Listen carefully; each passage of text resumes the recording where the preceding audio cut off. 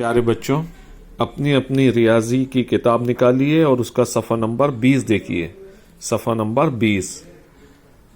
हाँ, आइए तस्वीर को गौर से देखो। यहाँ एक तस्वीर दी हुई है, इसको गौर से देखना है और नीचे जो हिदायत है उसके मुताबिक अमल करना है।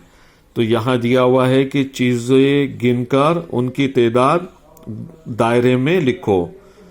तो यहाँ नीचे चीज़ें दी हुई है, उनकी कितनी तादाद है गिनना है और उसको दायरे में लिखना है।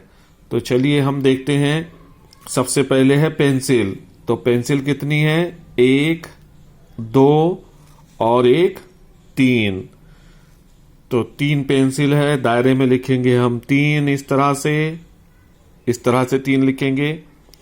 उसके बाद में है बैग। अब देखिए तस्वीर में कितने बैग नजर आ रहे हैं? 1 और 1, 2 बैग है। तो हम यहाँ दायरे में लिखेंगे 2। उसके बाद में यहाँ लड़कियां हैं। अब देखिए कितनी लड़कियां नजर आ रही?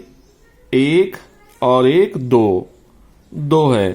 तो यहाँ लिखेंगे हम इस तरह से 2। फिर उसके बाद में बल्ला। तस्वीर में देखिए बल्ले कितने हैं?